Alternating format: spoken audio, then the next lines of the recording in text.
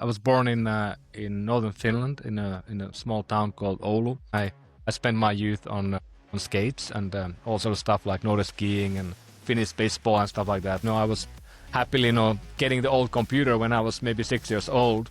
I was lucky enough to get connected to the internet in, I don't know, 93 or something, 94, really early. 100,000 people played it, and I became the top 2 player in the world on that game. Nokia was the Apple of that time. We built the app store at Nokia. We called it Ovi Store. We did about 20, 30,000 apps with the tools we built. We decided to go with the doctor finder and built BetterDoctor, and it was really fun. We ended up pivoting the company from the D2C doctor finding to becoming a platform. We had like 4,000 companies in the end who used our API. The blood testing was too difficult to do in the beginning. This is Mark Pavlikovsky, and welcome to the TechMates podcast, where my partner Henrik and I explore how Kiwi and Aussie founders are reshaping the future and what sets them apart. Henrik and I have been part of successful companies in Silicon Valley and Europe, and now bring that expertise to partner with entrepreneurs in Australasia. By sharing the personal stories of successful Kiwi and Aussie founders and how they got here, we hope to inspire you to dream big. This is TechMates, bringing an outsider's perspective to the stories of those daring to disrupt down under. Let's dive in. Ari, welcome to TechMates. So Ari, we know that we worked with you for quite a few years now, and you have a very interesting background, very interesting story, coming from Finland and starting off in gaming, working at Nokia, and then having a few big companies, and now running a startup across a number of different industries, right? Gaming, internet tech, mobile tech, now health tech. We'd love to dive into all that, but maybe let's start with where you were born. And Hi, thanks guys. Great to be here today. And so I'm from Finland. That's why I speak a bit funny at times. It's not my brain; it's my dialect. And I was born in northern Finland in a small town called Oulu, about 100,000 people. And later, Oulu became one of the hubs for Nokia for building mobile phones and so forth. So the small rural town became more like a tech hub in Finland when I was growing up. And I did the normal things. Like if you live in Finland, you have 6 months a year, you have snow. So the only thing you can do really is be inside or play ice hockey. So I picked the latter one, and I spent my youth on skates and all sort of stuff like Nordic skiing and Finnish baseball and stuff like that. So I was trying to be an athlete. I wasn't very Finnish good. baseball. Yeah, no, that's a long story, but let me give you. People know baseball. You have a batter, you have a person who's trying to hit the ball. Most of the time, they don't hit the ball. In Finnish baseball, the batter or like the pitcher is hitting the ball, throwing the ball up 90 degrees up, and then every time you hit the ball, and the people on the field, they run about 10 miles a game. If you compare to normal, American game, people run maybe, I don't know, few hundred feet. That's a very different sport and very fast. So anyway, that was fun thing that nobody knows about. It's only played in Finland. Very unique, like kind of like a lacrosse or something else. I thought you were going to say you played with like snowballs. You could train with snowballs as well, but it was a fun sport. Not much of a professional league. I think the people who play professionally make a couple thousand bucks a year. But anyway, like I spent my youth there. Did you want to be like a professional athlete in your youth? I mean, of course, as a kid, you have your ambitions and your hopes and dreams. And I'm 6 foot tall on a good day, and I'm pretty strong. But as a hockey player, I was a defenseman, and you need to be pretty big. Like, the people in my team and my vicinity who became professionals in NHL, they were all like 3 inches, taller, maybe like 15 pounds heavier, and a bit stronger. So I was just a bit small, and I did my best, and I trained every day for many years. I did 10 plus years training that hard. So I got that like grit of life that what the athlete has. Like you go to the training, rain or shine or whatever, and you get to play with the team. Learn to be in a group and so forth. So it's a really good learning for me. But I wasn't never really good enough. But I had this sort of nag in my head that I want to play in NHL. I couldn't do it. So maybe later, when I got to Silicon Valley to build companies, that became my NHL in a way. You want to play in the best league, and I think that's happening here in San Francisco, of course. And that was one part of my life, and the other one was really all about computers and the tech. My dad, he was very forward-leaning kind of innovator in a sense that he was working in a construction science and developing new tools. But he bought a computer already in early 80s, like 82 or something. And then, of course, I was happily, getting the old computer when I was maybe 6 years old. And not many kids. Was that like a Commodore 64 or something? No, well, I think we had a Commodore 64, but this was like a PC, 086 processor, like the first one. And, they cost, $15,000. I don't think many kids had them at that time. So I got the old one. And, you have like monochrome screen. You have not the floppy disk, but you have the big floppy disk. Like, I don't know if you've ever seen it. Like, it's like the large the ones, massive one. Yeah, the ones that they run now, the NASA still, because, they're so old devices. But anyway, that was something you couldn't really do much with them. But, of course, then you kind of learn to code like, TV Basic and Pascal and stuff like that early days. Later, I always got got the old computer. I was lucky enough to get connected to the internet in, I don't know, 93 or something, 94, really early. And that was kind of the moment for me that, there was this sort of world outside that I knew nothing about. And if you got connected that early, nobody else knew anything about it. Like, you were one of the first people in the whole country, if not, the whole Europe, to do it. The university in the town it was one of the first ones to be connected in Finland to the ARPANET and stuff like that. So, you didn't have websites. The dot was not invented yet. Email was not really invented yet. So what can you do? You are using like IRC. My roommate in Army invented IRC. So you're going to get to know these people. And it's really cool as a kid to be in that game. And, what we basically did, we were building like rudimentary games and demos and selling illegal software online and all that stuff, running a BBS, for example. So that was kind of the my early internet years. And it was really cool because, we were super geeks and we were doing something that, the parents had no idea. Like, nobody knew what's going on. And, our phone bills were $1,000 a month. And that was the only complaint we got from the parents, like, what the hell is happening? And, it was dial up then. So the funny one, I was talking to my mom in Finland a couple of weeks ago, and I was like, remember the days when nobody was able to make a phone call? I was reserving the phone line 11 hours a day. And if you take the phone up, it breaks the connection. So that's super, super annoying always. Oh, what was that? I mean, what was that like? Were you doing that all by yourself, or how did you meet like-minded people? Because I assume at the time it was quite hard to find other like-minded people. And a lot of them are probably in the US, right? And I assume you didn't really speak English at the time. I spoke English okay. I mean, like, in Finland, you learn to speak, at your young age. And, my parents always liked to travel. So we lived in Japan a little bit and around the world. So I was able to speak quite well. And I had some, friends because, it was like this sort of tech hub of Finland in a way at the time. The Nokia was coming. Mm-hmm. I had a group of friends, and some of them were really, really, they became really good coders. And I mean, they're running now companies in tech and so forth.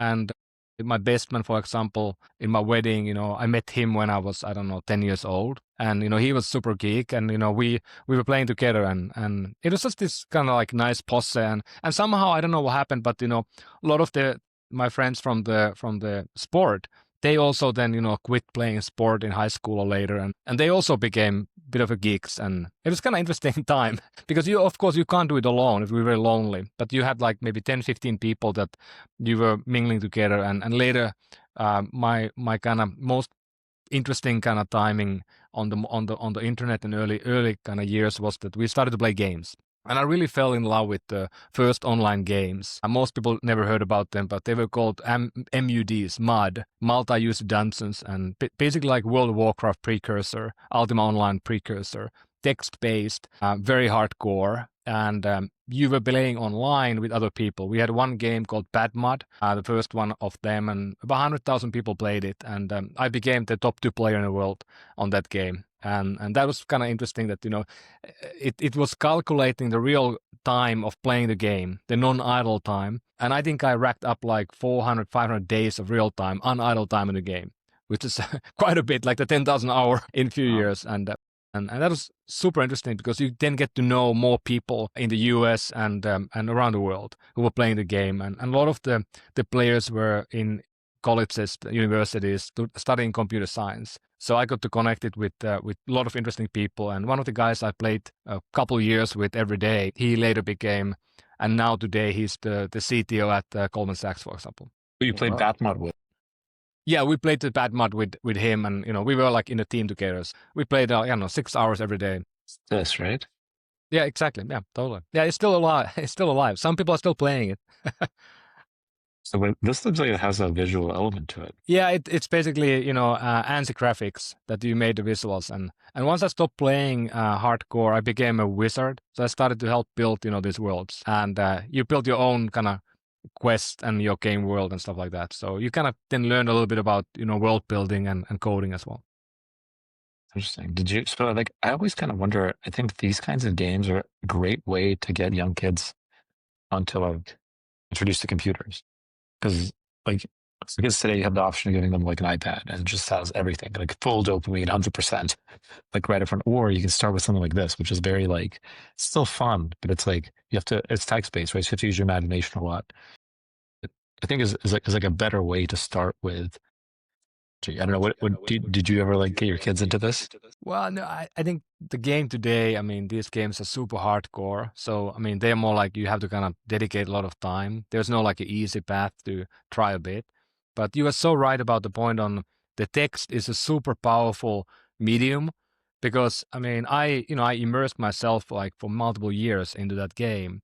And I still have like when I go and I smell some like some food or whatever music that I listened or ate, I go back to the world, and I think it was way more vivid than like World of Warcraft can be because somebody else drew that world. That mud world was in my brain, and I envisioned the whole thing. And it's the same as reading a book or listening to a book or watching a movie. I mean, they're all very different. Like you read a book, you world build in your head. If you listen to a book, you kind of the tone of the person reading or the pace of reading will dedicate how you can experience it. And movie, of course, it's somebody else's dictation. And many times we read science fiction or we read fantasy or whatever, and we see the book and it's great, and then we go and watch the movie years later and we're like, what the hell, this is not at all what I expected. The persons are different, the people look different, the world is different. So some people got it right. Like, I mean, I like Peter Jackson and in Lord of the Rings. I mean, that's unbelievably amazing what they did because it's so vividly what I experienced when I read the books 10 times. So yeah, tell us going from like school to like your first job. I think it was at Nokia. You said, what was that like, and what was the experience like? What steps led you there? Yeah, so I mean, I was really always very keen on kind of moving out of Finland and or getting like I was in a small town and I felt that would be really fun to explore a bit. So I went to army. I was in kind of like a forces that went all the way up north in Lapland. Like sort of a guerrilla force in the snow type of thing. I was an athlete, so that was kind of my upbringing. And of course, is that something that everybody in Finland has to do? Is a mandatory military service? Yeah, mandatory. 95% of men went, and still I think 90% today do it. And is that also right? Some that women. Everyone in Finland owns a gun or something as part of that? No, you don't get the gun like they do in Switzerland. But everybody knows how to shoot a gun, and Finland is one of the biggest armies in Europe today. If you think about the active military, and also you go and train again every few years after you went to the army. So that was of course a nice moment to be out of your home and learn to be independent and learn to also live with people that you may not ever meet in your life in the future, because you have the whole gamut of the age class together. Like you have a roommate who became a prisoner, and then another roommate who became the guy who invented IRC. So it's very different type of people. And but from there I then went to study in another city, computer science and business. And it was kind of interesting. Like in the first week, I of course met my roommates there, and the guy started a startup second week. So I got kind of into a startup right away in the tech. And then second week, I think I met my wife, future wife as well. So my life was kind of set in 2 weeks in my new town when I went there. Pretty good, pretty efficient. I don't know. Like people talk about like life decisions, and I always say that you make the key decisions very quickly, which are where do you live, what do you study, who do you hang out with, or who do you live with, and then where do you work. You make all those decisions within like 3 or 4 years of your life, and then that sets the pace for the next 40 years. I mean, it sounds like for you though, you changed that quite a bit, right? I mean, you moved out. I think if you had just stayed in Finland, your life would have been very different. I mean, I don't know. Like it's interesting because I was in this sort of a group of people. I mean, because when I went to work on the startup, of course, met, that area or in that locality, you met a lot of the people who were doing that. So it's a very small group of people who, in late 90s were building startups. I mean, in Europe, just very, very few people, if any, like, a few hundred people maybe. And then later, you get to Nokia, and you get to work with some of the most innovative people in the world. Nokia was the Apple of that time, of course. We were the biggest company in the world by value when I started there. So, and then you work with global team. But I have many friends who were born in the same city as I did, and I was there a few weeks last month. And I met many of them, and some of them went to work later at Google, and many of them founded startups, and many of them have done exceptionally well. They sold companies and stuff like that, because the gaming became one of the biggest areas in Finnish economy after Nokia. So Finland has a really big gaming cluster. I don't know, 10,000-15,000 people work on video games. And we have companies like Supercell, Rovio, and many, many others that became really big, went public, and so forth. I mean, yeah, it's funny. Like I think the world in 2000 was very different than the world we are living today. Like I was one of the first people in my university who went to study in the US for some part of my studies. We had to find the place to study ourselves. And now people from my alma mater, they can go to Berkeley or they can go to Stanford and, study 1 year. So it's a very different from that perspective. The cross-pollination is so much easier today. And, after army, I went to work in London for a moment. Just wanted to kind of live in London and, experience it. And that was also like, I found a job myself from Finland. That was before internet, really. So very difficult to call people and get, a job. And I worked as a barman when I was 19 years old in downtown London. It's kind of cool, very different life from my hometown. But that was just, I wanted to go out. And now I think today is a lot easier. And I think not easy, of course, but easier to have that experience. But, your question is good. Like, is life different? Of course, being in Silicon Valley now almost 20 years, I have seen a lot. And, of course, it's been a really great place to build companies and really, really fun environment to learn and meet many of the people who have been shaping the world, we have today. The fact that, you meet the early Facebook people almost 20 years ago, they were like 50 people company, and now they are, I don't know, 100,000 people. They dominate the world. They are valued, $3 trillion. So that's to me like super cool. Right. I mean, you mentioned that early on, you were part of this group of kind of early adopters of the internet, and those clusters were popping up globally. But at the end of the day, like I think it's clear now that kind of Silicon Valley just grew exponentially faster than all the other clusters. Do you think there was a chance that like Europe or even your town or any of the other parts of the world could have competed or gotten to the place where Silicon Valley is today? And what factors do you think made Silicon Valley what it is versus like your town in Finland?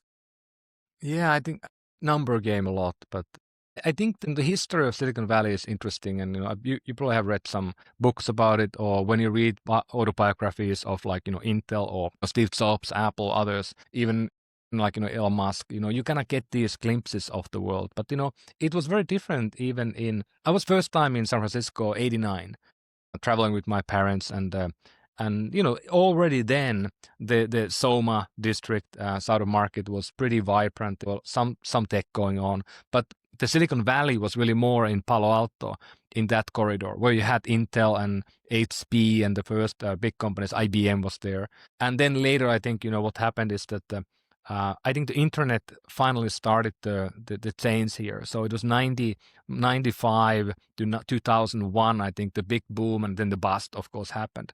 And then, hundreds of companies popped up. So you had the talent here because of the schools, and you had the talent because of the existing tech companies that were already here. And then you had the funding mechanism. So, long time ago, already in 70s, we had the first VCs residing at the Sandy Road. And they were writing checks to, semiconductor companies. And then, of course, 90s, it became all internet. And of course, now later we can say that, how funny it was that, companies were funded, like really like a big amount of funding, like hundreds of millions of dollars. They went public. They collected, many more hundreds of millions often in the public IPOs. And those companies who IPO'd, they had no business model. They had no revenue. It's like a really weird time, how it happened. And of course, there was a bubble that then burst. But we now know that, then from 2000 onward to 2000, maybe 7, we saw something like, I don't know, 5-10% increase in productivity and in GDP because of the internet. And that was, of course, the time when we had Clinton, or they got a lot of value and praise on the fact that our economy was really good. We were actually paying back some of the national debt. We became surplus country, first only time in my lifetime, I think, because of the internet. And I think now there's a similar opportunity. I think when you look at the 2000 and you look at the 2024, 25, the AI looks very similar. And I'm looking like, and of course now getting older, I'm reading more history and trying to understand like why is it. And I'm a US citizen. I'm also a Finnish citizen. I try to help my native Finland also if I can, and I'm involved in investing in companies. I'm advising some folks. I'm also always talking when the government guys come here, the ministers come here, often meet them and talk about this, and they always ask like, what could we do to become the Silicon Valley? And you guys have the same topic, of course, in Europe and in New Zealand and elsewhere. And I think the answer is that it's not about copying what Silicon Valley is, but it's about designing what you want to be. You can't copy something that is unique in the world because of the world-class universities, the world-class weather, the unique corner, and the unique ethos we have here in the Bay Area. San Francisco has been this cross-cultural place since like 1800s already. From the gold rush. You can't recreate that again, but you could do something like Singapore, or maybe like London is now doing quite a good work on the Silicon roundabout and stuff like that. And there's a lot of activity. Berlin has some really good stuff going on. Yeah. And also Korea. So I think, how do we build our own clusters? But I think it's always a mistake to think that, I have a university, I have some talent, I'm going to copy Silicon Valley. Well, you don't have the funders, you don't have $1 trillion of cash sitting next door. Yeah. And how important do you think the physical proximity nowadays actually is? Because there was this narrative, like during COVID especially, right? That like now that we're all on the internet and everybody can jump on the Zoom call, it actually doesn't matter that you're close to each other. And I think like as you say, with the AI boom in Silicon Valley, we've kind of seen a reversion of that, where people actually think it does matter where you are and that you're close to each other. How do you think about that? I go back and forth. I mean, like when I was at Nokia, I was running a global team in, 5-6 countries. Then I wanted to build a new company. We made a mandate. I gave a talk about this, by the way, at the SLUS conference some years ago. And it's funny because we said with my co-founder, we'll make a company where everybody are in one room. We work together every day, and we built the best product you can build by that. And 3 years later, we had 4 offices. We were in 16 countries. I was like, the talk was about what the hell happened. Like we had the mandate and then we completely failed to implement the mandate and we became a global company. Again, I don't know if it was a good or bad idea, but we had a team I think we had a team in Russia somewhere. We had a team in Europe somewhere, and like it was all over the place. And it's just like, you start building and that began, it just happened. I don't know like really why. And then we were starting, Elo. Well, meanwhile, I was running the bigger company, Quest Analytics, and there we had 5 offices. I closed one of them. We had 4 left, but we had like hundreds of people, like I don't know, 500 people almost. And then you kind of run that, and it's a really hard thing to do as a CEO because you have to go and travel and you have to meet people. And I had small kids, so I didn't really love the idea that I'm traveling 150 days a year to meet people. But you had to meet the people, otherwise you can't make it work. And I think the key learning for me there was that we had a new management team. It was me and my co-founder, 2 other founders, and then really senior executives. I think we have 7 people, 8 people in the team. And my goal as a CEO is to build the first team to be a cohesive and great team. If we don't trust each other, it will never work. So what we did, every month we traveled together. We stayed in Airbnb in the beginning and, like a weekend or whatever, and cooked for each other and went on a walk and whatever. That's the only time. And there's a book maybe on this, that there's an amount of time you have to get FaceTime together before you build trust. The trust can never be built over Zoom. Never. So that is, I think, the key learning for me. And then we started Elo before COVID, and we decided to do it completely virtual. The idea was to let's hire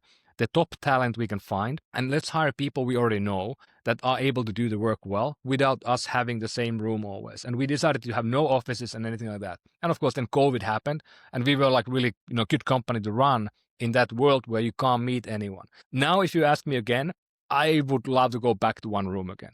I think, if you are building product and you want to build excellence, you have to be together. Not the whole team, but the key people have to be in one room together. It's much more fun. I've been remote for more than 16 years myself, mostly. So I know how to do it. I'm pretty good at it. But I have a lot of young people who come to work now, and it's very hard to mentor them, help them to become what they could be if you don't have the FaceTime. So I think the best things in the world will be built in one room. And I think the Apple, the Tesla, the other people, they are right about that. So maybe let's go back to your Nokia days. So you were doing a startup in college, and then somehow you ended up in Nokia. What happened? Tell us about Nokia. It sounds like I didn't realize it, but yeah, you were mentioned at the time it was the biggest company in the world, right? Yeah, so I mean, I did the stint. So again, like I said, I wanted to go kind of abroad, and I was doing the startup with my roommates. I spent a couple of years helping them, working with them.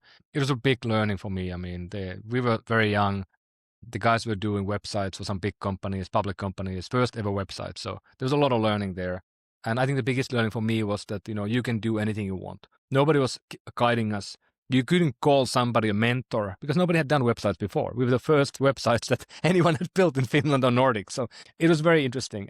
But then I wanted to go abroad. I met some people, and I ended up working a couple of years, 3 years, something like that, at the BAT, British American Tobacco. So I basically got into this global trainee program that they select like 5-10 people a year, and you work 6 months in Lausanne, 6 months in London, 6 months in selected country, and then they give you a gig you want to work on. So I spent like a year and a half going around the world, really fun. And then I got the gig to run the Lucky Strike brand in Northern Europe. And it's kind of cool. You're like 20, 23, 24. Did you smoke? Were you a smoker? No, I've never been a smoker. So, I mean, but it was an interesting time that, you get this global brand, and I like marketing, and I like building brands, but it's not really like my core passion. But I learned a lot because you become part of the global brand team, and we had Formula One, a bar Honda team. We won the World Championships in Monaco. Then I was there, with the Damon Hill and others. So it's really cool to be a kid and in that world. But I really want to go back to tech, and I was so happy when Nokia called me and they said they need somebody to take over marketing for the gaming department. So I was like, no, that's cool. So I went there immediately and spent about 2 years in the head office. And then I wanted to go out. So I spent a lot of time, or my team was partially in the US and Europe. So I went then to San Francisco to start a new division here in San Francisco, 2007-8 when I started. So it was a really big opportunity. And I mean, I'm really grateful for my mentors and my managers there who gave me the responsibility and the ability to go and do it like a new startup within a big company. But yeah, it was super cool. I was sitting next to some people, like one point, because we were the most valuable company in the world when we had launched, the N95 that sold like, I don't know, 19 million or something like that, made 11 billion revenue, one product, the first smartphone before iPhone and Android. And Nokia was selling like 450 million devices a year. We had almost 1 billion people with Nokia phone, almost the same as iPhone has today. It was pretty big, and it was like massive brand. We were number one brand in the world at the time of awareness. So yeah, a few kind of observations. The first is like kind of funny that you were like marketing cigarettes, but like you're very like health conscious now, like longevity focused, and you have a health company. Well, even funnier is that we were living in Helsinki, and it's like you're young and you go to a lot of parties, and you live in this sort of a Helsinki like a capital life. And my wife at the time, she was kind of the managing director of the Green Party of Finland. And the Green Party became the biggest Green Party in the world. Like, they almost won presidency. This is like a big, political leader in a way. And we go to different parties, and like people ask me what I do. I'm like, I'm selling, death. It was pretty funny. Wow, that's hilarious. And the other thing is like, I mean, you have a very unique perspective on this, having seen, I guess, Nokia like lose market share and sort of become, I don't know how relevant it is. I mean, I don't think it's very relevant today, right? From the point of view like a tech company. But like, you've seen that kind of whole cycle, right? Going from like the top to bottom. And I assume you probably think that the company that are leaders today won't be there forever. Yeah, Like, I how think do you, it's what super was it relevant. surprising, I guess? Like, was it surprising to see kind of Nokia go down, like the other companies rise up, take its place? Yeah, I mean, I really didn't have any. I mean, you're young and you're more excited about the thing you do. And often for you as an employee, what means to you is the peer group you work with, maybe the division you work with. Nokia had multiple different divisions, 125,000 employees, so massive company. But I mean, that probably is the same for Google, Facebook, Apple, other places. If you work in the right area, it can be super cool. If you work in the wrong area, it can be kind of sucks. But what I didn't understand at all that is super relevant for everybody, not just people in the big companies, but also in the startups. What happened to me? So I go in there. Of course, I'm super stoked about being able to work in the games, building the first mobile games in the world. I mean, with great people who later became many of billionaires, building big companies. It was super fun, and meeting people who built this, became the titans of industry now. Early on when they were kids. So I met, I think, Sam Altman when he was like 22, when he was building Loop, and we were talking about buying his company, and he was already smart then, but he's one of the big titans of our time now. So it's so funny. But the learning what So I had Nokia was thinking of buying his company. Yeah, Loop was like a social local mobile company, a bit like Foursquare. So we were looking at that, as a it would be nice to buy that sort of asset. And I was helping the M&A team at the time when I was here, my first year in the Valley. That was I don't know, maybe 08 or something. But anyway, the learning that you go there and you see the stock that has been going up a lot. And I joined when the stock just peaked and then it started to go down. And what Nokia did, they were buying stock buybacks worth 30 billion or something. I just heard yesterday that Apple has bought $700 billion worth stock back. Think about Nokia, when you don't know what to do with your money, you start doing stock buybacks only. It means that you are coasting. And Nokia was coasting already, but you coast for some time. Of course, Apple is a company that's so strong. They are made to win in a way. They're in a great position. And here you can see the stock. It was I was there in yeah. So it was going down and then it went up and then started to go down from there. So I joined 2005, 6. Yeah. And the 2000 was a bubble. That was the bubble moment when it was the most valuable company in the world. It was 450 billion, I think, market cap at the heyday. Yeah, now it's at 20. So Yeah, I know. Quite a downfall. Yeah. So anyhow, the point is, you can just buy it. You can just buy all of Nokia now. Yeah, you do decent X with AI now. You can buy whole Nokia. But the learning was that you don't, when you are inside there, you don't know. And there's a really interesting story and a book of this person who I can't remember the name now, but he's talking about this idea that you can predict when companies are going to go down. You see kind of the peak, and then they will all die because companies don't last for a long time. Cities last a long time, but companies only last 30, 40 years and then they go down. That's the normal thing. Nokia, by the way, has been around for 250 years. It's a very unique company, one of the oldest companies in the whole world. They've been inventing themselves 4, 5, 6 times. Start out? What was the inception story? It was a paper okay. and pulp company, and then it became a rubber boots and rubber mattresses. It became TVs and cables. It became telecommunications. Became smartphones. Now it became again back to the networks. So it's been doing 6 or 7 different reinventions, and very few companies are able to do that. But so it actually might outlast all these Facebooks and Apples, etc. Right? It could outlive totally, and that's the whole thing about this world we are in. You look at something and you think that's invincible, and then you look at it again 5 years, 10 years later, and they're obsolete. So I think most companies today, like the Mac 7, Mac 8, they look like invincible companies, but they can be out of business in 15, 20 years. That's just how it is. And new companies will come and replace them. So how did you, so last job at Nokia was running, I guess you were the head of the mobile apps department, right? In Silicon Valley? We built the app store at Nokia. We called it Ovi Store. Ovi means door in Finnish, and it's like a open store in a way. Do apps and stuff. And Nokia had the biggest developer ecosystem in the world. We had 200,000 developers and formed Nokia. So the idea was that, hey, we have an app store, we have these developers, let's help them to build new apps. So we work with different, models of getting the media apps in, getting more utility apps in. And I was running some of the part of that. We did about 20, 30,000 apps with the tools we built. And it was important to have varied plurality of apps because it's a global store. So you need to have the PBS, you need to have the different media companies, you need different local apps. So there was a big team working on that. And a good learning also because that was the time when the first mobile apps were built. And that was year before iPhone, 2 years before iPhone App Store came out. So, of course, later those same apps, they were then put on iPhone and, they became massive, many of them. And Facebook is a small app that, was built on Nokia first and later then became pretty big on on iPhone. And Skype was one app we worked on as well. So that was one of the early apps and, Skype became also quite big later.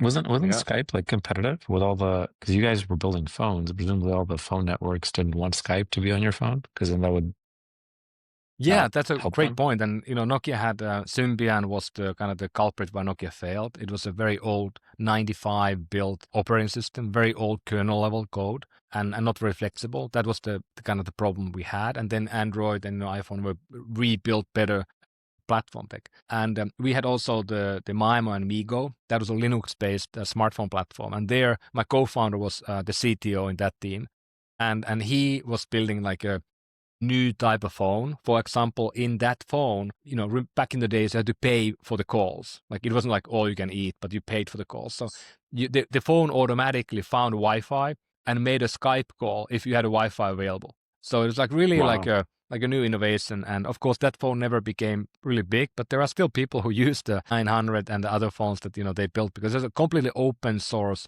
Linux platform. You can fork it and do whatever you want. So really nice, like a hacker device. Really? You can search Cool. 900 Nokia. That's the device that was probably one of the most innovative mobile devices at the time. That's fun, right? So people still use it? Do you still have them? I think I have a couple still, yeah. But it was a full keyboard and it was like a computer, and you could do whatever you want. You could code with it, and people like one of the games that we made work on it was Doom. Kind of cool. Wait, can you still buy this No, I don't or think. no? Well, you can buy used ones clearly, but it's like Yeah, a 5 mega. I mean, it's pretty 32 gig of memory, like pretty old. Yeah. Interesting. that's really interesting. Oh, Yeah. So tell us about the how you started then your entrepreneurial journey. I guess you started from Nokia. You went and built your first startup, right? Yeah, so I was, I mean, I always, like when I look back, I mean, it's easy to kind of deduct. And, at BAT even, I was running kind of like a new unit because we started a new product line. We built the snus, like the stuff you put under your lip that is now getting big in the US, like tobacco in a pouch. And I was building that. I mean, it's a new business in a way, startup. And then at Nokia, I built 2 startups within Nokia, like new teams I started from zero. And I had to get the funding from the CEO and stuff like that. So I basically built a couple startups already in big companies. Of course, I didn't get any. I had skin in the game, of course, myself, but I had no money on the line. And I really wanted to build my own company. And I was talking about a lot of people about gaming, like, do I want to build a new gaming studio? And a lot of my friends, they later built this, like Rovio and Supercell and others. So it was a good idea.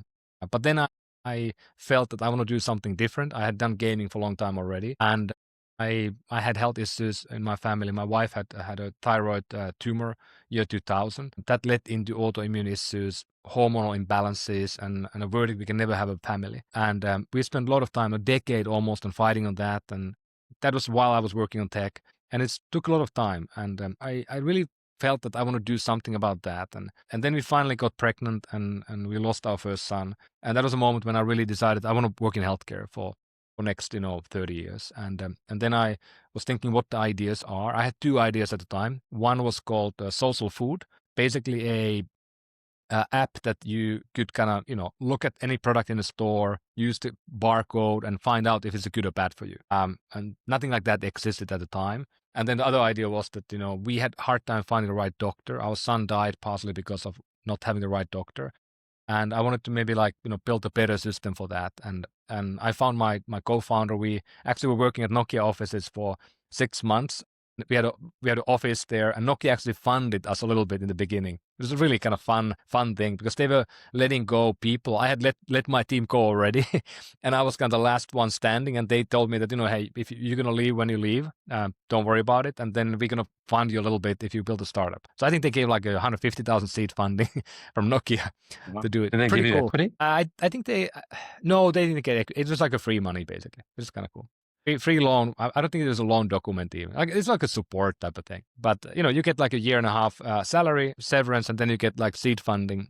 And we were working Nokia offices to incubate. We had these 2 ideas, and in the end we decided to go with the doctor finder and build BetterDoctor. And it was a really fun journey. I mean, we knew nothing about healthcare. Like we were coming from tech, gaming, and we hired people who were more like gaming people who had health issues. So we went to then talk to VC, with our Finnish accent. And it was a different time, that was 2010, 2011. And, we just had the economic meltdown of 2008 and 9. So it wasn't like 2021 when you get money if you kick a tree. We had really hard time raising the money. And everybody told me, guys, you have a great team, make games. Games and apps are like growing like wildfire. iPhone had come out, the App Store came out, and the companies are raising money like the AI companies today. I was like, no, we want to build this healthcare company. And nobody liked the idea. So we talked to like 50 VCs, and finally, I think the first one was Jeff Clavier at the Encore Capital, one of the best, early VCs in the world. He liked the idea and he jumped in, and then we got a good crew of people to join, and later we then raised from NEA our A round and got good investors on board. But it was a fun beginning. We made all the mistakes you can make, and we became a consumer app. We were riding the kind of the Google SEO way. We had millions of users. I think second year we had 20 million users on the service already. We were the number one app on App Store for 2 years in a row in the health category. So it's really cool thing we built, and but we couldn't monetize at all. So we had a lot of cost running, the stuff, and we had no money at all coming from the consumers because you don't want to pay for a doctor finder. The doctors couldn't pay because it's illegal for them to pay. So in the end, we ended up pivoting the company from the D2C doctor finding to becoming a platform. And we started to power other companies. And that was the time when the digital healthcare started really to happen, 2013, 2012. Many companies were founded like, the Omada, Livongo, all these different things, Doctor on Demand. And we became one of the tools that they used as a SaaS tool. So you can license our APIs for doctor information. You can build a doctor finder. You can build the referral engine and so forth. And we had like 4,000 companies in the end who used our API. And that became the core business. And then 2013, we shut down our consumer front because we were competing with our partners. That was a big decision because, we had like, 15, 20 million users coming that year, and we shut it down. And a lot of people complained that, where's the website? Like we love the service. Like, why can't we use it anymore?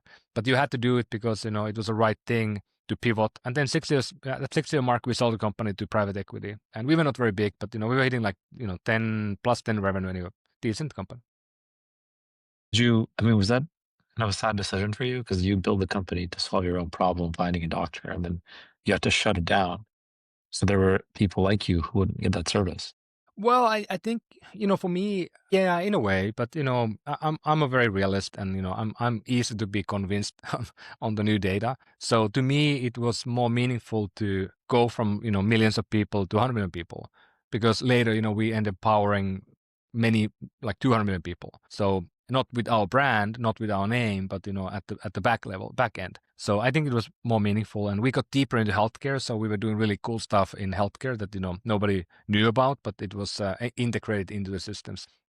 Yeah, but, when you build a company, I mean, you first think about, I think I became a CEO when I was running it because you learn more like what's at stake. I have my team. I'm loyal to my employees. I want to make sure that they have they have families. They need to make the living. That's important. I have my investors. Shareholders. I want to make money for these guys. And then of course, I also want to make sure that the company is kind of evolving and fulfilling the mandate we have for it. And often the mandate could be, in our case, it was like, let's help million people find a doctor. Well, we fulfilled that in the first year. So we, in the end, helped maybe 100 million people, 200 million people find a doctor. So we 200x the goal we had in the beginning. So that's already cool for me. And the first company, I think we did a lot. And then, selling it to private equity was kind of cool as well. You get to do the exit. And then, of course, the uniqueness, I think, in this case, that happens very, very, very rarely is that, then I was invited to be the CEO of the new company. Private equity buys us, and they bought couple other companies, and they made me to run that whole unified entity. So you go from the 70, 80 people company to run a company with 500 people. So that was really interesting.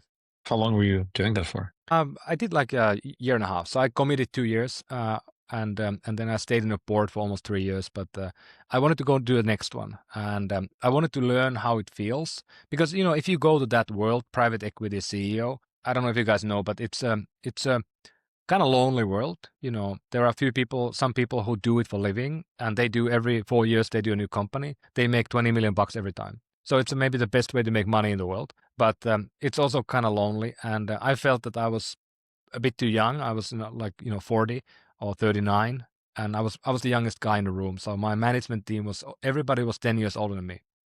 So it feels kind of weird that you are mentoring people who have done bigger things than you are doing that moment.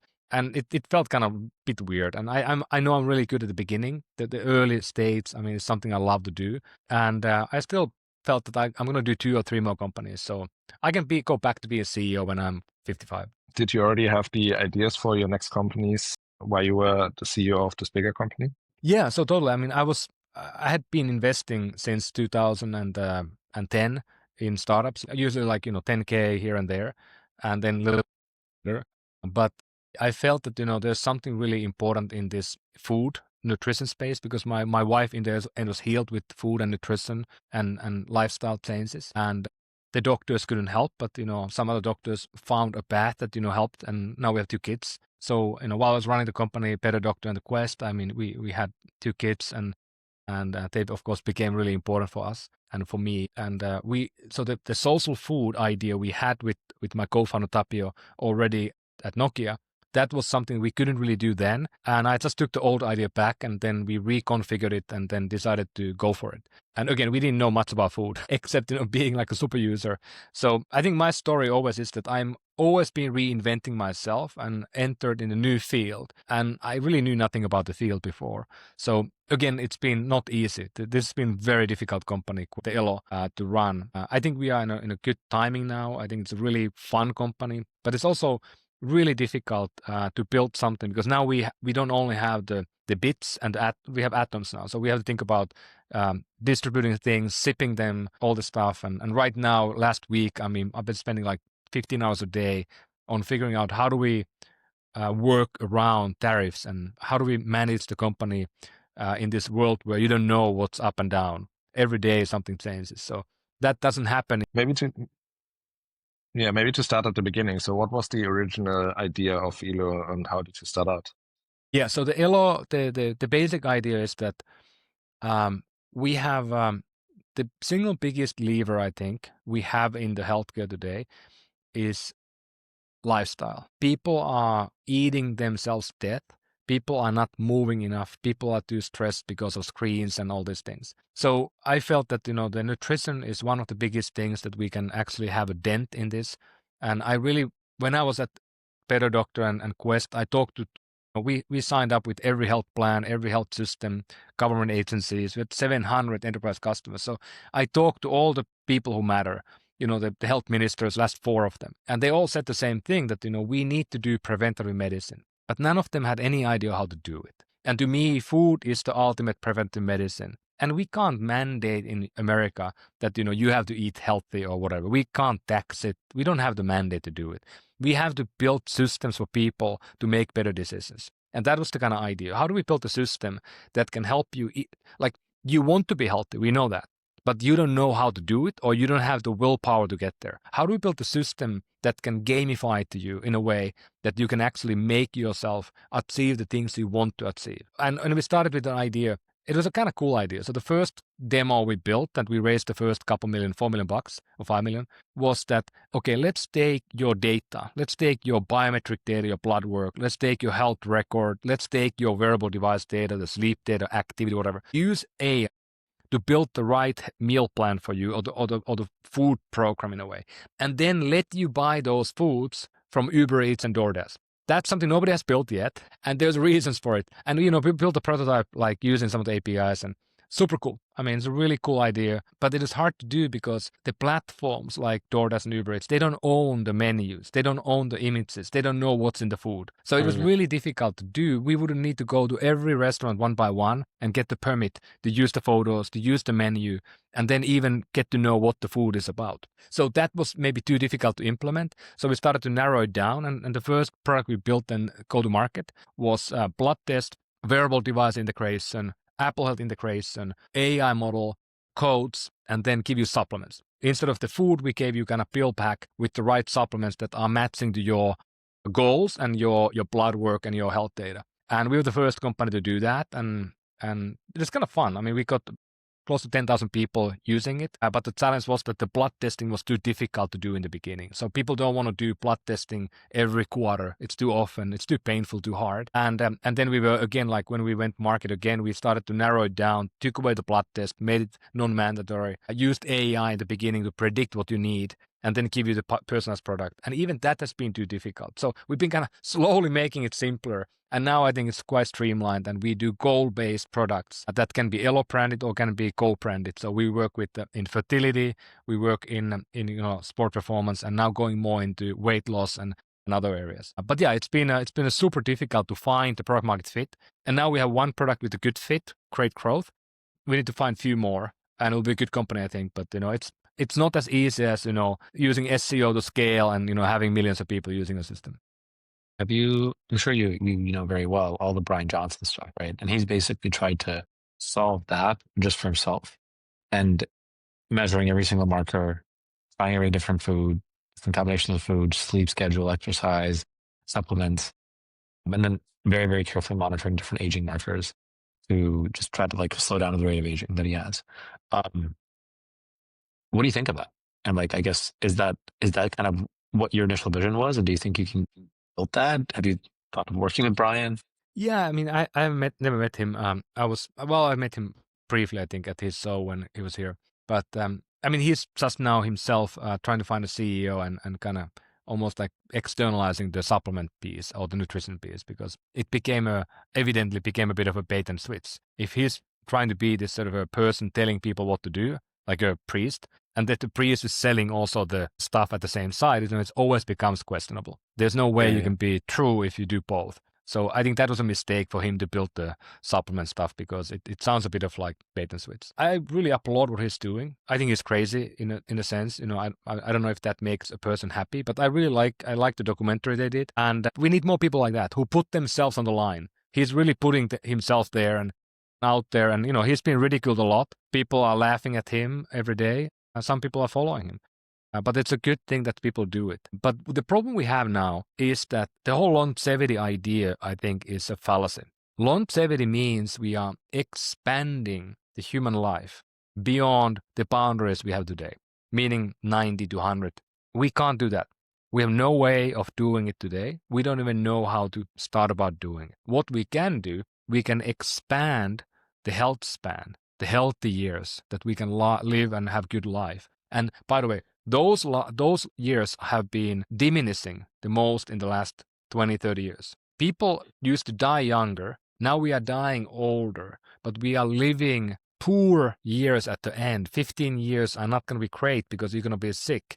You're going to be medicated. You can't move properly. You're going to be obese. So that is the goal, I think. So I think the longevity is a bit of a fad, and longevity will become a massive opportunity. And, we've been talking about this before, of course, but, it becomes the biggest business in the world, I think. Once we can sow, we can give 20 more years. But before that, it should be more about giving people more health span and tackling the problems we have today. Like in our case, we tackle sleep, we tackle recovery, we tackle metabolic health, we tackle fertility. Those are problems we have today, and we can help them with nutrition. And that's immediate. That's an immediate gratification. Well, sometimes takes a year or two, but it's more immediate than longevity that may happen in 30, 40 years from now.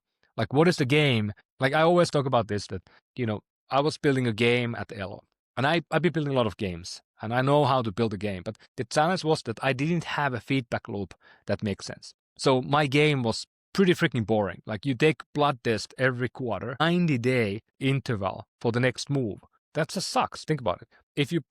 As a kid, I had a pen pal in Edmonton who played in Oilers. Good kid. We had really fun. We were sending letter for many years together. And at one point we played letter chess. The letter from Finland to Canada, it took about 2 weeks. And think about every move in chess is 2 weeks. And we played, I think, 2 games of chess.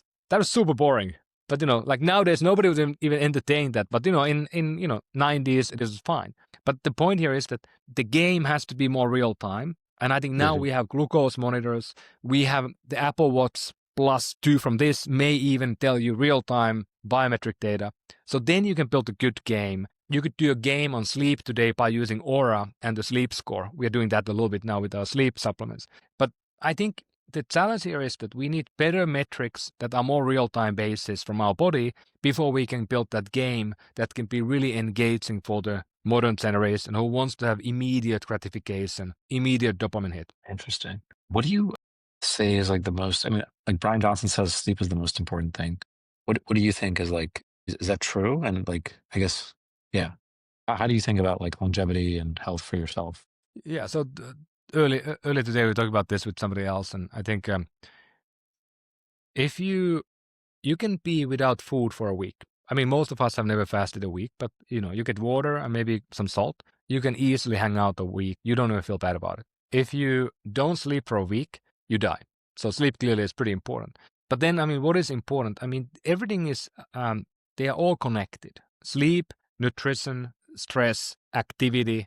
I'm not saying movement, exercise. I'm saying overall like activity. You need to move your body. Otherwise, it gets rusty. So you have to kind of all of those have to work together in some sort of a symbiotic, and they are different for each people. But I think the stress is the key issue today because stress is like this sort of a ongoing mechanism that will rust the system and make the system not work well. You can't sleep well if you're too stressed. If you are always thinking about something bad. If you don't sleep, then it just amplifies everything. So I don't know. It's like when we care people today in a doctor or anyone who is caring people in healthcare setting, we have to be able to look at the whole human and understand, assess not only the biomarkers but assess the whole person. And that's very difficult to do when you have 5 minutes and 10 minutes to do it as a doctor or as a nurse or caregiver. So that is something that we don't really know how to go about doing. So for me, the health is really about, I try to look at myself holistically. And I do the same thing in business. Like I look at every quarter my companies I'm involved and I look at them, okay, sales, marketing, product, whatever the different levers are. I'm looking like, where are they? Let's say we'll put them plain here. Product is here, sales is here, HR is like not doing it all. Like you understand what are the gaps, and usually companies end up looking like you as a CEO. Like I don't really care about the HR, I don't really care about the finance, I care about other stuff. So, like of course those are going to be underperforming. Same thing in my health. Like, is my sleep good? Okay. Is my activity good? Is my stress good? Is my, like my love life good? I mean, like looking at all those things. And what I do also, I look at my calendar every month and I color code my things. Like I color code my sales, my Elo business stuff, my family stuff, exercise. I have all that colored up and I can look at the month and see what is the composition of the colors. Is something over indexing? I can look at it, over time, like 2 years, 3 years, and I can see that something is now not right. I spend too much time on like fundraising, so I'm stressed. And I talk to a lot of entrepreneurs, and often they say that, okay, they have that same thing happening, and then they gain weight. They gain like 20 pounds every fundraise because they're stressed. And I don't have that myself. I don't know. I cope well with stress, and I also move a lot, but I never get the weight gain. But I feel the difference in like you sleep worse, and you can look at your data.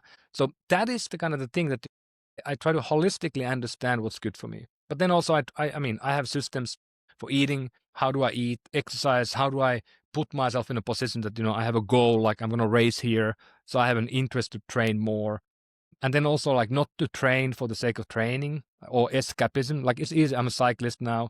So it's easy to go out, get a really good book in your ears and go out in the beautiful, nature. I mean, that's like, you can escape the family or the routine. So that's also not always healthy. It can be good for you, but, are you escaping your life? And then the point that, do we have any moments of silence? I think I'm guilty as anyone that, you don't have, like, you're always filling your days with something. You are listening to a podcast, a book, you are with somebody, like, you are not often so silently, like, being.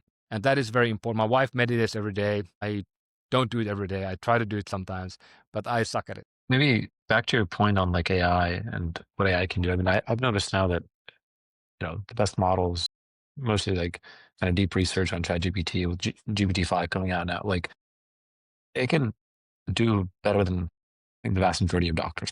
I don't know if I can say every doctor. I don't know. I haven't met the best doctors, but I think probably the vast majority of doctors it does better at diagnosing. And yeah, I can have probably like some occasional mistakes, but like on net for the average use case, I think it's probably better than doctors. And it's like, what does the future look like, right? Where we just consume like medical advice and yeah, like what does the future look like to you? How do you think about that?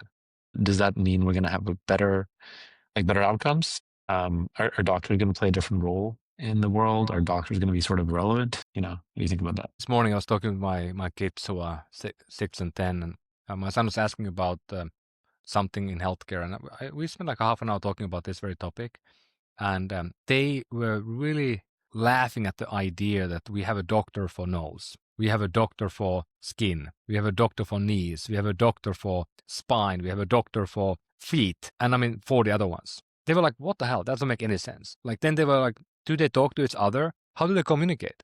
Like, what if you have like 3 issues and you go to the feet doctor and you go to the mental health therapist and then you go to the skin doctor and you go to the primary care doctor?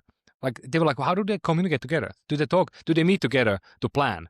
And I was like, never happens. So maybe they read the chart that each of them did, if you're lucky, but often even not that. So they were like, what the hell? Like, how can it be that we are treating the human by looking at the one piece of the body and not looking at the whole thing at all? That's kind of what healthcare is today, and it became that because we specialized in the last 100 years. So no person today can understand more than 3 data points or 3 type of data sources at one time. We don't have the capability as a human to process the data. Maybe a few people who are like really like universally good at this, but most people, doctors are definitely not. And then AI can take 5,000 different variable data points and find meaning out of those.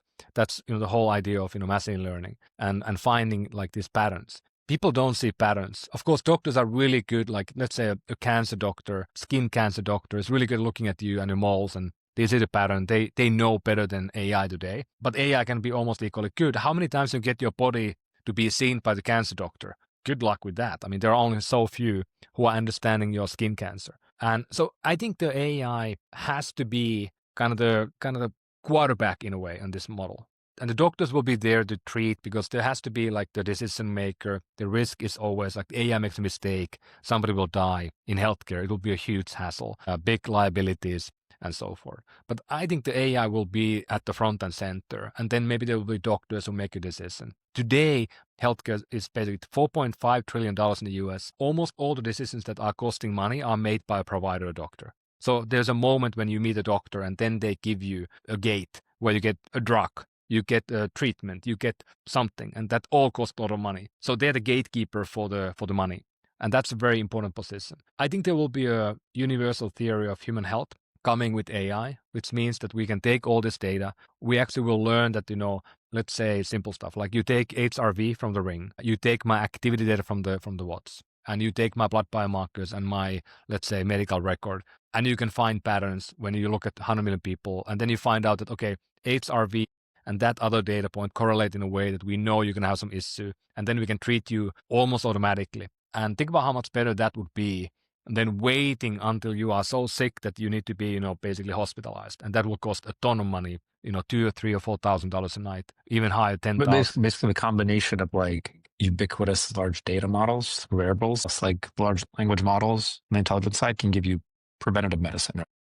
Pretty much everything. Preventive medicine. And I think, people ask me often like how to do this. We have today, let's say population about in the US, 250 million adults or something like that.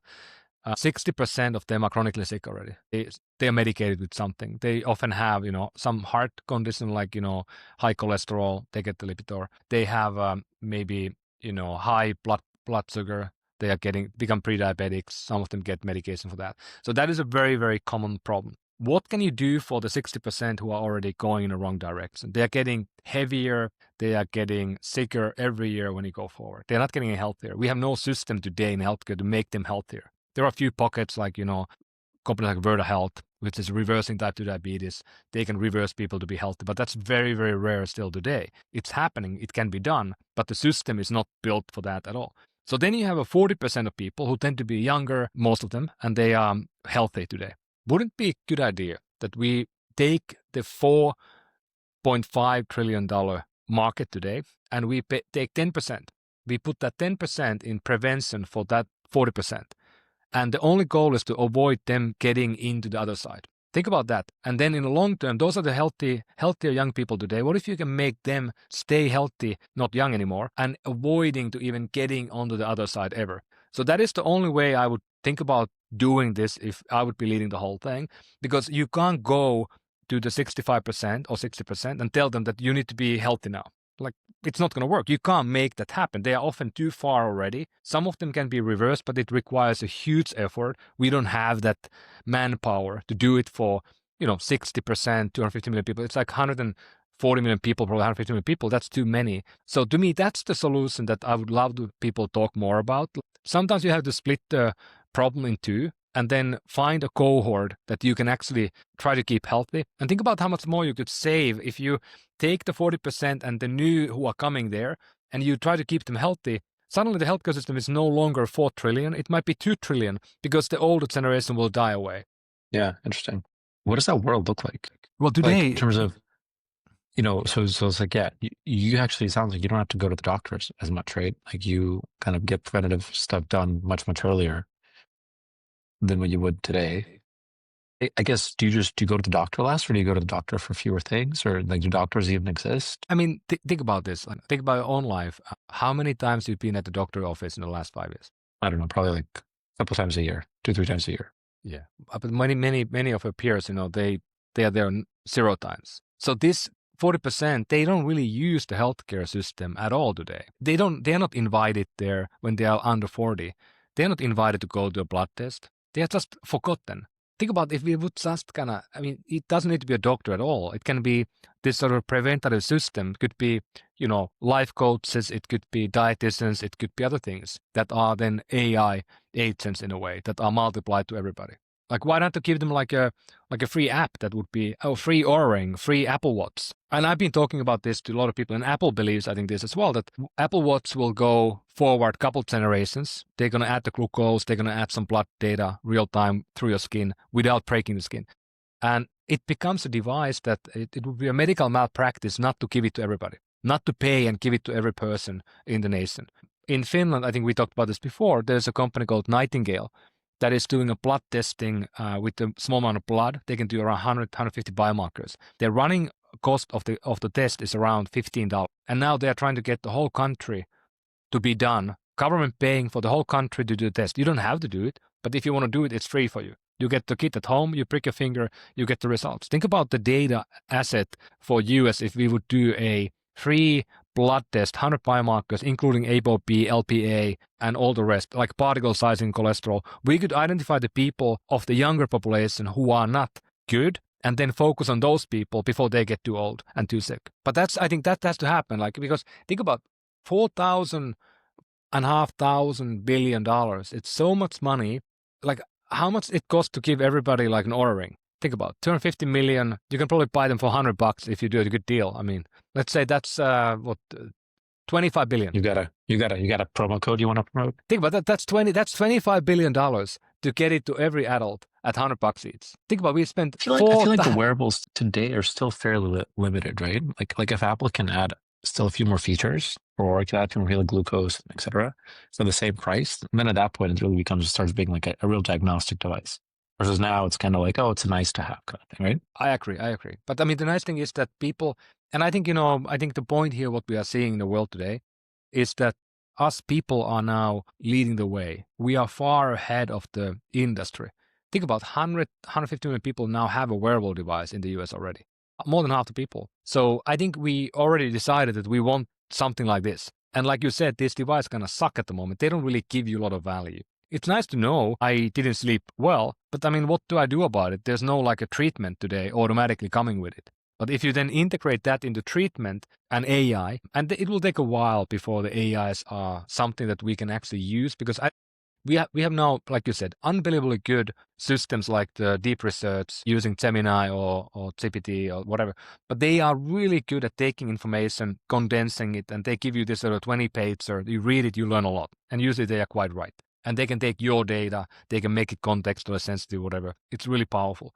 But then that's still a long way from the fact that, we have an agent that can take my Oura data, Apple Watch data, my blood data, and real time, maybe like photos of food, and real time give me guidance. I mean, we can build that, but it's very clunky. You have to use different, systems. You have to use like different sandboxes to get the data. I think in 2 years' time, that will be all automatically built. And you can kind of spawn an agent by just talking to something and turn it on. maybe you can make them private. Like I'm involved, like one company we're looking now is a company where you have a box at home that will be a local LLM in your home that is just running without connection to the internet. And you can plug into it, of course, connecting in a way, but not connecting outside to a cloud. And you can plug into it all your messages, your photos, and all the stuff, even voice at home, like recording voice in every room. So you have infinite memory after that. And that's super interesting. Like you often forget that, voice, like we speak now, we have a system likely that is prescribing or like transcribing this. The voice is a lot of, like there's a lot of bandwidth and the video has a lot of bandwidth, but we can turn in real time our voice into text. And suddenly, it's like 1 megabyte is going to be many, many hours of conversation. So that's super cool. And then you can turn it into text and you can query it all possible ways. And you timestamp it, you recognize who the person is. That's to me very compelling, like having a family private cloud where we have all the stuff recorded, we can go back and find the information. Yeah. What do you, on those devices, right, as we talk about like devices getting more powerful, Apple becoming more powerful, do you think at some point it becomes a liability or just a problem for people to think that Apple has all my data and Apple is actually a medical company and Aura's a medical company, and like what are they going to do with the data? Like, should I let them know that data? I mean, at some point it's like it also gets into issues of like insurance, like are my premiums higher? Will insurers demand my Apple Watch data, et cetera, et cetera? Like, what do you think about those issues? And how does Apple just become a medical company at some point? I mean, Apple is claiming that they want to be a health company, but I mean, I think they should first maybe build a new device or widget that people get excited. They haven't done anything new in 10 years, so I think they are a little bit not on the good side at the moment. They're coasting, like I said. I think they are on a downfall. So I don't think people really care about the privacy at all. Most people.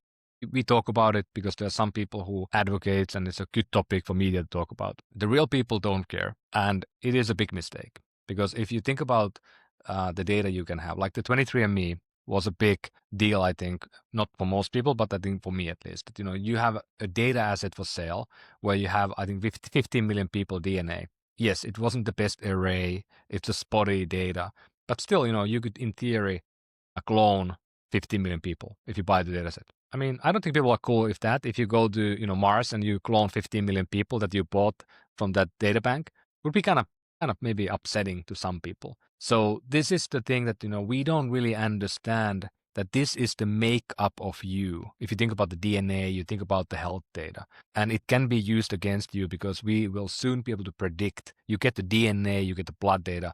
I can predict your health issues. I can, reprice your insurance. I can kick you out of the work because I know you're going to be sick in 10 years. So those are things that are going to be very, very scary, and they will be used against you. And, we talked about over the weekend about the Xperia and, how much data there is available about us if you go and look at all the data. And once you see all the data about you, you're like, holy shit, like, I mean, it's gone. Like nothing I can do about it. All my data is already out there. Everybody has it. It's pretty scary. And like, I mean, it sort of becomes kind of an interesting philosophical point in some ways, right? When like you say that someone can clone you or somebody has your data, it's like you are comprised of some data that like is just information, right? And if I tell you that information, then you then know that information. In some ways, maybe crypto is a good example where like if I tell you my seed phrase, you have access to the same wallet. So it's not like I own that wallet, right? There's no like higher being that is like a bank or like government that is enforcing. It's just literally just math. Like there's a key. A key is a piece of information. If you have that information, you can use it. You can use the key to open up and get access to it. And the same with DNA in some ways, right? Like once you have the DNA and you have the full sequence down to the very percent, you can actually make a clone of me or of you. And then it's like, what rights? Like in some ways, you could say, what like do you have rights to that data or to what happens to that data or to me creating you or a version of you? Do you have rights to that? That's a very interesting kind of question, right? Like because you could also say, well, no, you're just one version of that data. But if I make 5 more Aris, those Aris might be like very happy for me to have made them, and like they're going to go against you. And how do you say? Do you ever think about that? Yeah, I think the cloning and it just opens up a big can of worms. And this whole like, can we manipulate us after the fact? Like use CRISPR, embed in the new code into my system. And I think the sooner it becomes real, that biology, coding, it all becomes math. It all becomes basically coding more or less. it's no different than to, use LLM to code a new game, then use LLM to recode my makeup, my DNA, and then use CRISPR or whatever to implant that into me. So, I mean, there was a really good science fiction book from Hannu Rajanimi that is really interesting about, this like biohacking and how people are starting to kind of, create devices that could be adding and changing our makeup automatically when there's a new virus, for example, new pandemic. So I think that's really going to be here not that long from now. And then you can start modifying and, like there's a lot of cyberpunk and, that stuff that where people do it in books already. So we're going to go there. I mean, as society, as humanity, we want to evolve. And we all know that our native evolution has ended already 100 years ago. The weak doesn't die anymore. The strong don't win, like, it was in the nature. So everybody lives basically. And we do that by medicine, by our social safety net and whatnot. So I think, it's almost the right thing that, as a species, we start to evolve. And I think the bigger question here is that, how quickly it will start to happen when the AI starts to help us to innovate faster. And I think, if you think about the long play, I think, we want to likely move to be non-carbon beings, like, get to silicon, get to, be electronic beings, because that's probably going to be long-lasting versus the human body. And I think I just love the three body problem book series that, they talk about when humanity is kind of realizing that there are, long story, but, the book that, it's a long epic saga about humanity's struggle in a world where there are hundreds, if not hundreds of millions of species living in the universe. And they're all hiding. And humanity doesn't know that in the beginning, and then they kind of get wiped out at some point. But the point is that they are building a museum. And the idea in a museum is that they put in a Pluto. And they are trying to, like, put books and, statues and paintings there. But they realize quickly that the statues, the paintings, they last maybe 10,000 years. The best book that they can write lasts 100,000 years. And they're trying to build the museum or mausoleum for 100 million to billion years. And they can't invent anything that would last billion years. So what they end up doing, they end up carving letters into stone and leaving it there. And that would last maybe 100 million years. So that's just the thinking that, anything we do as humanity, there will be nothing left likely in 100,000 years from today. There's nothing left to be found of our civilization if we would stop today. So that's a good, I think, reminder at times that, when we want to evolve, if we want to live for a long time, like million or, like billion years, we need to really reinvent us. Yeah, I think a good way to think about that is like you probably want. It's like a company, right? In some ways, where like the only way a company stays alive for a long time is it just continually innovates and it updates to its environment. So I think if you want to have something last a long time, you need to make sure that thing is constantly evolving and adapting to its environment. So I think a living system is probably the best way of preserving whatever we're going to preserve, right? So actually, like interests of like us as a species staying alive and like us wanting to like perpetuate whatever our knowledge or like and like those are like it basically can't happen without us staying alive as a species, I guess is what I would maybe say there. And I think the last bit on that likelihood of us living for a long time as species, if we stay on Tellus in the Earth only, I mean, it's very, very small. Like for us to hang around another 10,000 years is almost minuscule. We have to kind of multiply and get out of this planet. Otherwise, we're going to be screwed. Yeah. Maybe to look at go back to kind of the next 2 to 5 to 10 years, and to probably wrap up the conversation. Just curious what your plans are with Elo from here, where you are with the company right now, and what you're planning to do in the next few years. Would love to hear more about that. So boring compared to like the future. No, come on. I think gotta come back to reality at some point. I think there's a lot of cool stuff that we're working on. So I think my goal is to now build a company that we found that there's a real market need for an entity like Elo that is able to build really high quality, even personalized nutrition for different need points. And what we now do, we talk to a lot of folks around different industries, different health verticals, and figured out like what are the right place for us to go. Now we're talking to somebody, for example, in like alcohol, substance abuse. Like, can we build the nutrition layer to help people who want to stop drinking? It's a very common problem today. People are looking to stop because they use a Oura ring and then they feel like, I don't want to drink anymore, but I don't know how to do it. And I could help some, tools to do it better. Sleep is really important, like we discussed. We can definitely help people sleep better by nutrition. We can, of course, help people who have metabolic health issues. I mean, 50% of people have today, type 2 diabetes, obesity, so forth. That is something we can definitely help people. So, and we don't need to do it ourselves as Elo. We can do it with partnering, building new brands, building new even companies. So it's been a really fun learning to work with healthcare. And for me personally, we did our kids with IVF, and we are, forever grateful for all the doctors, all the help we got, because having kids, and having family is in the end the most important thing. If you think about this long-term legacy, if we don't make kids, we're not going to be here for much longer than the 100 years we're going to live. So we need to, do that and spread the seed in a way. It's a good thing. And now working in that world in nutrition has been a really cool thing to get to learn most people who work on this in the US and even in the world, and have a small impact we've done now. And, having, I don't know, we have 3,000 people active today who are trying to get pregnant. We are helping. And we have hundreds of people who have got pregnant already. Maybe we gave a little bit of help there. So that to me is really meaningful again.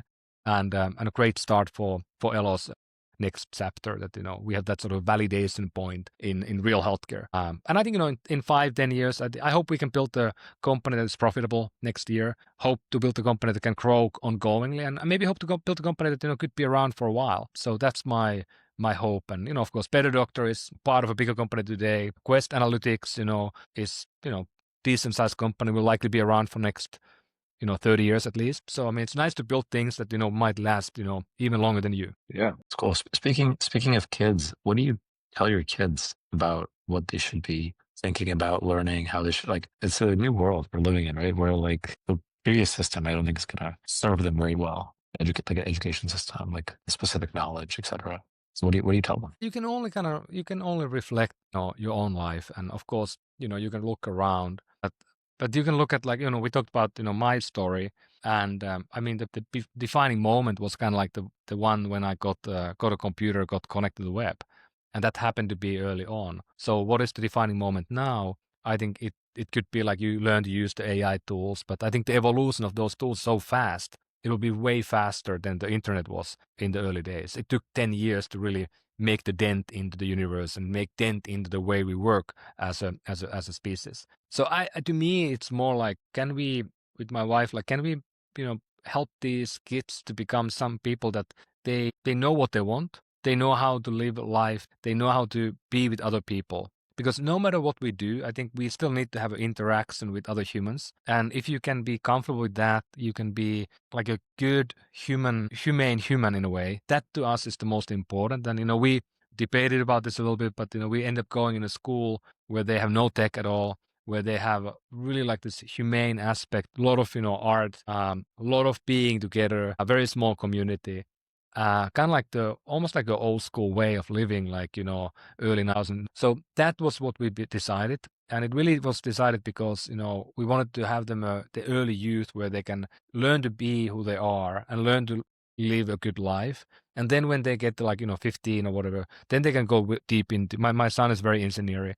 So he can go deep into, start coding and building AI stuff, whatever he wants. But, those are kind of important. And one thing that I like last weekend, there was the Outside Lands, the big music festival in San Francisco. And my son is now, he wants to buy a new computer or first computer. And he wants to start doing he likes to fly, for example. Now he is big at flying, every week, once at least, is going to X-Plane, which is the flight simulator, and he wants to fly. So he wanted to make more money. So I was like, look, dude, let's do it. And let's take he runs a small coffee shop in front of our house. He's selling waffles and coffee and whatever. So we took his coffee shop to Outside Lands, and I was like, let's make more money. He wanted to make more money to buy a new joystick or whatever, like the flight controller. And, we went there, and there's 20,000 people. So we made a lot more money. I was like, this is where you can do it. You can pay Dad a bit of, give a couple of waffles. I'm going to drive you there. We're going to set up the booth, and, you can sell away more. So understanding this sort of running a business, earning money yourself. And I think it's a good learning that, you have to work for your living. You can't just, expect to handle. That's cool. Wow. I'd love to get some waffles. Yeah. Always. every Saturday, there's a waffle at Clay Street, San Francisco. There's good waffles, maybe coffee, hot chocolate, maybe Spindrift or two. That sounds great. Can we invest maybe in that company? That sounds like a really good, good business. Yeah, the checks are quite small, but you can do like $20. Cool. We'll do that. Awesome. Ari, thank you so much for joining us. It's been really great. And yeah, we look forward to following Elo along the journey. Cool. Thank you so much, guys. Thank you for tuning in to TechMates. If you enjoyed this episode, be sure to subscribe, leave a review, and share it with friends. We'll be back soon with more stories of Kiwi and Aussie founders reshaping the future and disrupting down under. Until next time, keep dreaming big and daring to disrupt.